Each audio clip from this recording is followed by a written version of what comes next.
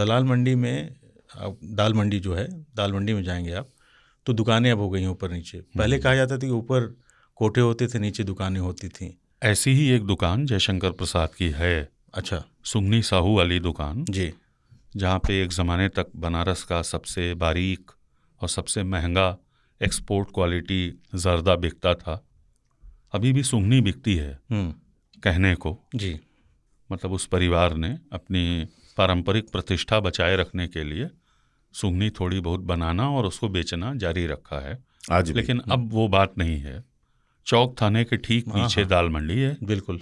और गली में घुसते ही दाहिने हाथ जो पहला मोड़ है उसमें बाएं तरफ दूसरी दुकान है जी, सुगनी साहू की दुकान। क्या बात है। और उस दुकान के ठीक सामने प्रसाद जी की अड़ी थी, वो जगह जहाँ बैठ जयशंकर के प्रसाद, जो हमारे देखने सुनने वाले अनभिज्ञ हों अगर तो उनका थोड़ा परिचय दे दो।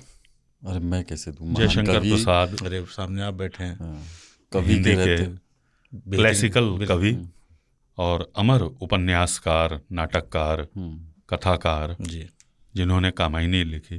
और जो भी हिंदी पढ़े हैं स्कूल में हिमाद्री तुंग श्रृंग उनको पता होगा, उनके टेक्स्ट बुक में होंगे वो। बिल्कुल होंगे। उन्हीं का है ना हिमाद्री तुंग श्रृंग से प्रबुद्ध शुद्ध भारती स्वयं प्रभा समुज्ज्वला। तो वो जो प्रसाद हैं जी, उनकी दुकान के ठीक ऊपर एक स्त्री रहती थी और ऐसा कहा जाता है कि वो प्रसाद जी से प्रेम करती थी, के प्रति अनुरक्त थी। That's the correct.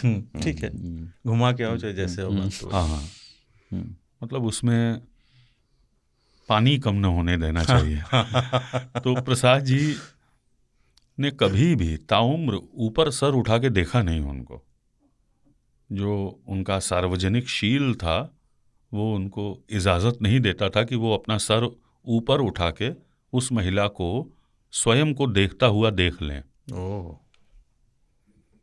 और ऐसा ही एक चरित्र जो है उनकी महान कहानी गुंडा में आया है, ननकू सिंह जो नहीं देखता।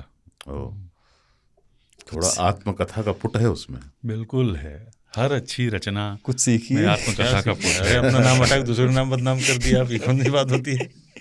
कामायनी के साथ एक विडंबना हुई। जो कामायनी का हस्तलेख है वो जयशंकर प्रसाद का कुल बहुत बड़ा है। उनका रहने वाला घर भी बहुत बड़ा है सराय गोवर्धन मोहल्ले में। प्रसाद जी की एक ही संतान पुत्र रत्नशंकर प्रसाद, लेकिन रत्नशंकर जी की अनेक संततियाँ, अनेक बेटों और अनेक बेटियों का परिवार। तो कामायनी का हस्तलेख प्रसाद जी के बेटे रत्नशंकर प्रसाद की मृत्यु के बाद विवाद में पड़ गया।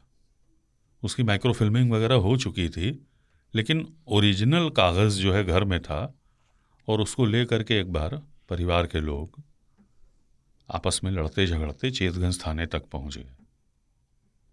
क्या नाम तो अखबारों में अगले दिन छप गया कि कामायनी थाने पर पहुंची। पुलिस को हस्तक्षेप करना पड़ा।